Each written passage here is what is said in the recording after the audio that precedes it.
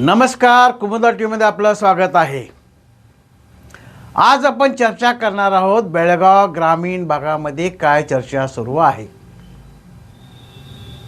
महाराष्ट्र एकीकरण समितीचे नेते कार्यकर्ते लक्ष्मी हेब्बाळकरला का पाठिंबा द्यालेत हेच कुणाला समजत नाही।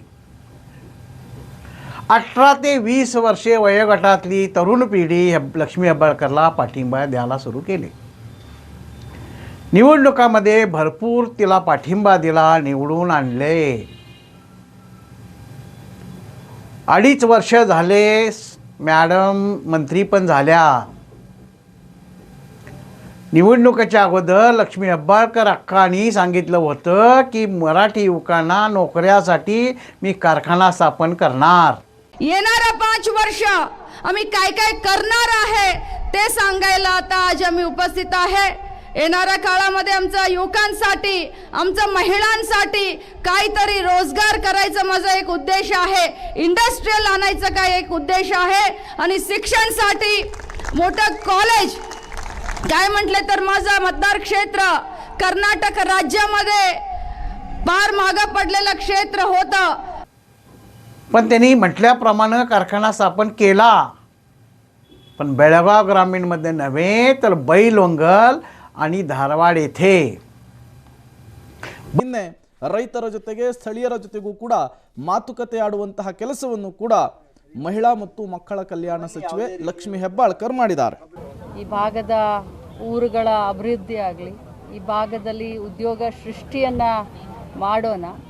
ಈ ಒಂದು ಮೃಣಾಲ್ ಶುಗರ್ ಫ್ಯಾಕ್ಟರಿಯಿಂದ ಎಲ್ಲರಿಗೂ ಎಲ್ಲ ರೀತಿಯಾದಂಥ ಅನುಕೂಲ ಆಗಲಿ ಅನ್ನುವಂಥ ದೃಷ್ಟಿಯಿಂದ ಬಹುದಿನಗಳ ಬಹು ವರ್ಷಗಳ ಬೇಡಿಕೆ ಈ ಒಂದು ಜಿಲ್ಲೆಯಲ್ಲಿ, ಈ ಒಂದು ತಾಲೂಕಿನಲ್ಲಿ ಒಂದು ಕಬ್ಬಿನ ಫ್ಯಾಕ್ಟ್ರಿ, ಒಂದು ಶುಗರ್ ಫ್ಯಾಕ್ಟ್ರಿ ಆಗಬೇಕು ಅನ್ನುವಂಥದ್ದು ಎಲ್ಲರ ಒಂದು ಹೆಬ್ಬಯಕೆ ಆಗಿತ್ತು। ಸೊ ಆ ನಿಟ್ಟಿನಲ್ಲಿ ನಮಗೆ ಎಲ್ಲರ ಸಹಕಾರದಿಂದ ಈ ಭಾಗದಲ್ಲಿ ಒಂದು ಶುಗರ್ ಫ್ಯಾಕ್ಟ್ರಿಯನ್ನು ಕಟ್ಟುವಂಥ ಅವಕಾಶ ಸಿಕ್ಕಿದೆ। मराठ्याच्यावर अन्याय करायला हे आम्हाला समजेना। आम्ही लक्ष्मी अक्काच्या विरोधात नाही, पण बेळगाव ग्रामीणमध्ये अशी चर्चा आहे। मी मगाशी म्हटल्याप्रमाणे तुम्ही कुठल्याही व्यक्तीला, कुठल्याही पक्षाला मतदान केला तर मी त्याच्या विरोधात नाही। काँग्रेसला करा, BJPला करा, जर मराठी भाषिकांना, मराठी युवकांना फायदा होत असेल तर MIला पण करा, MIMला पण करा, माझा काही विरोध नाही। पण जर मराठी पत्रकार या नात्यानं मी सांगू इच्छितो, एक मराठा लाख मराठा, स्वाभिमान बाळगा। ज्याला आम्ही मदत करतो त्याला जाणीव असणे गरजेचे आहे। गेली 70 वर्षे हेच झाले। जा विचारा, ज्याला आम्ही निवडून देतो त्याला जा विचारण्याचा अधिकार आम्हाला आहे।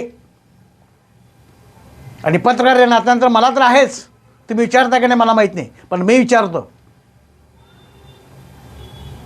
माझ्या मराठी बांधवांना, माझ्या पोराला तुम्ही काय करायलाय? कारखाने तुम्ही का बैलवंगल आणि धारवाडमध्ये केला? बेळगाव ग्रामीण मध्ये जागा नव्हती का? वस्ती केंद्र केला ते पण बैलवंगल बागेवाडीमध्ये। फक्त गटार यांनी बोर मारलं म्हणजे डेव्हलपमेंट नव्हे, तो ग्रामपंचायत सदस्य पण करतोय। मराठ्यांचा विकास पाहिजे तर मराठी पोरांना नोकऱ्या हवेत, कारखाने आले पाहिजेत ग्रामीणमध्ये अक्का। आणि मित्रांनो, उद्याच्या अंकामध्ये, उद्याच्या दिवशी मी सविस्तर वृत्तांत घेऊन येणार आहे ग्रामीण भागामध्ये काय काय होत आहे। उद्याचा अंक बघायला विसरू नका। कुमुदा टीव्हीला लाईक करा, शेअर करा, सबस्क्राईब करा आणि काय कमेंट असेल तर तुम्ही सांगा। काय अडचणी असतील तर मला कळवा, मी माझ्या माध्यमातून अक्कांच्यावर संपर्क करू इच्छितो। Kumuda TV, bureau news, Belgaum.